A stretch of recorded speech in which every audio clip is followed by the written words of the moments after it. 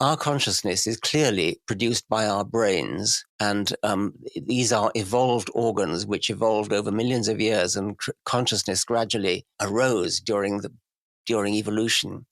And when your brain decays, there is absolutely no reason to suppose that your consciousness will continue. So, on grounds of plausibility, the balance of plausibility is heavily in favor of there being no survival after death. And that's something we need to live with. It's not all that horrifying a prospect if you think about it, because we've been, as I think Mark Twain said, I was dead for billions of years before I was born and never suffered the smallest inconvenience. The following is a video clip that is taken from a response video that I did for Alex O'Connor, Cosmic Skeptic, and David Benatar, the popular antinatalist. In this clip, I explain why it is a fallacy to conclude that before we were born that there was kind of a state of neutrality or non-experience or a blankness or what can be considered peaceful oblivion. I believe that Mark Twain's quote that Richard shared with us implies that before we're born that there is no experience, and so nothing to be inconvenienced by. But I explain in this clip why that is not the case. So here it is. So now I'm going to do another thought experiment, very similar to the last one. This time, it's once again a completely empty universe, a universe devoid of any life, any conscious life. And so there's no consciousness, nothing, no experience. This time, you come to exist. A brain comes to exist and starts doing consciousness. So there's subjective conscious experience. And this brain just happens to be you. And that you have to, once again, look at yourself as just a brain that's doing consciousness. So you could look at this brain objectively and kind of forget that it's you and just look at it as a brain that's doing consciousness. And so that brain is what's responsible for the imposition of conscious experience. That's a term that antinatalists use, is the imposition of consciousness. It means that consciousness is, we're kind of hurled into this existence without our consent. It's imposed on us. And so here it is, you don't exist, there's no experience, and then suddenly experience begins due to the existence of a brain. A brain comes to exist, and then bam, there's experience. It doesn't matter that this brain is you or not, it's just the fact that there is a brain that starts to do conscious experience, and so experience is imposed. And now, let's rewind back to the beginning of this thought experiment, only this time a completely different brain comes to exist. And so, once again, consciousness is imposed, but it's via a completely different brain that is imposing this consciousness. You see, because you didn't exist before this consciousness started. So there is no actual you that this consciousness is being imposed for. It's just a matter of a brain being responsible for starting a consciousness. And so in the first scenario, a brain came to exist and started doing consciousness. And in the second scenario, a brain came to exist and started doing consciousness. And so in the very same way that in scenario one, a brain coming to exist and starting doing consciousness imposed consciousness onto you, the same thing is true for the second one. Only it's, we all call ourselves you. We all refer to ourselves as I, and we all call each other you. So it's a different I. It's a different you this time, in a kind of general, objective way. The same way that I am I, and you refer to yourself as I. So there's this sense of self, this subjective experience. Subjectivity is a product of the brain.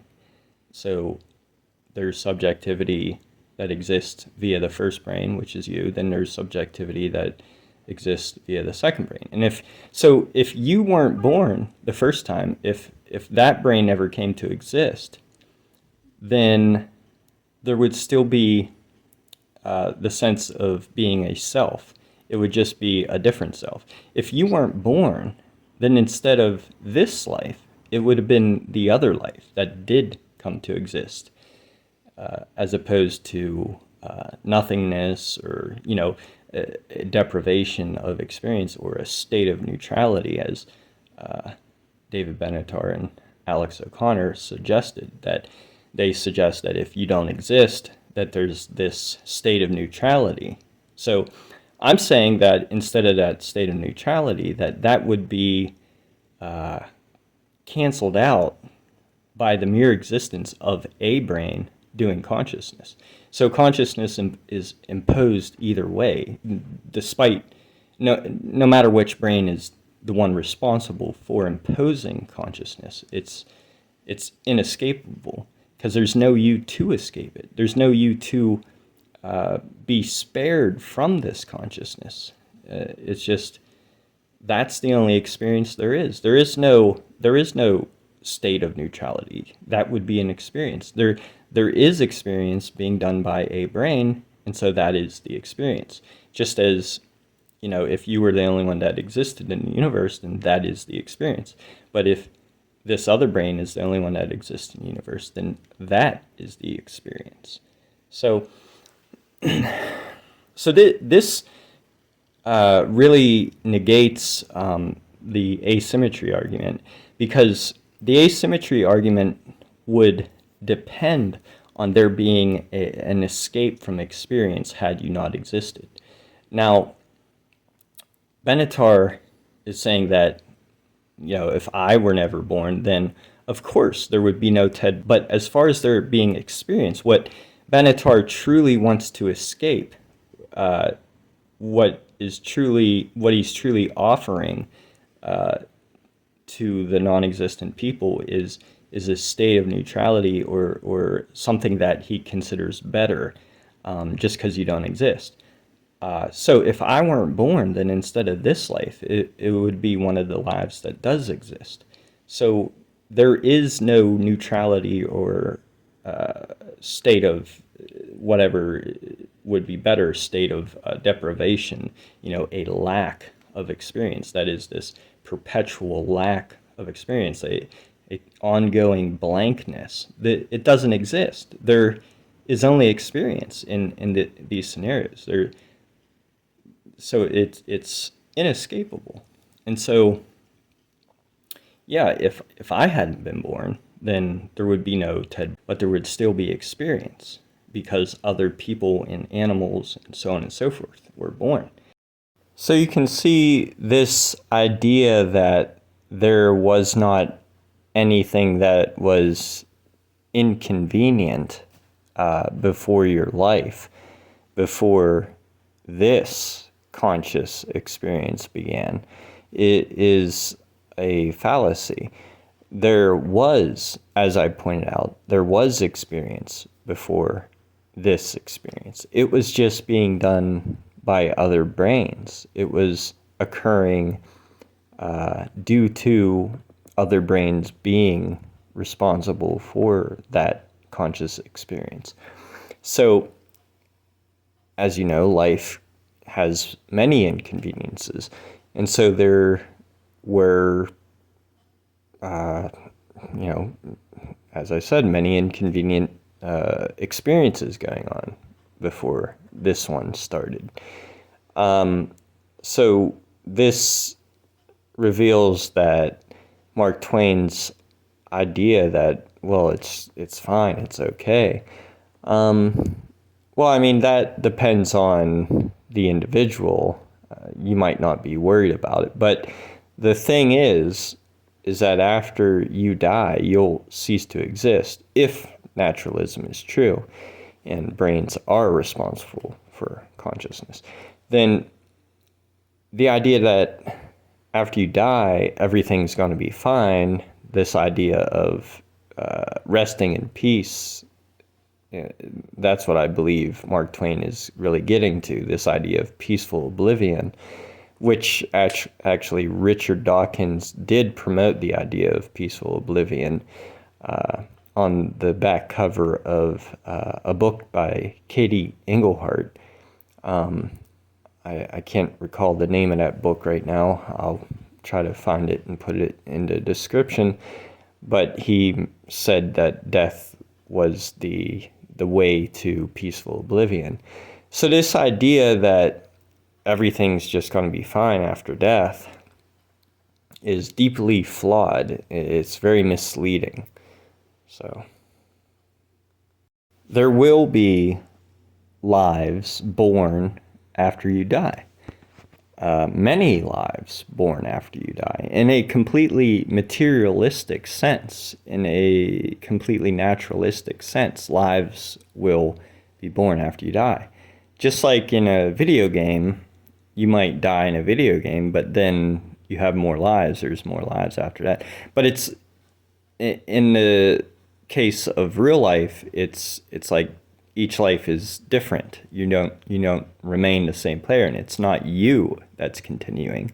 It's just that life itself continues. Because you have to remember, that's all you are, is life itself. You are a life, objectively speaking. So it's just life after life after life after life. It's not a continuation of you.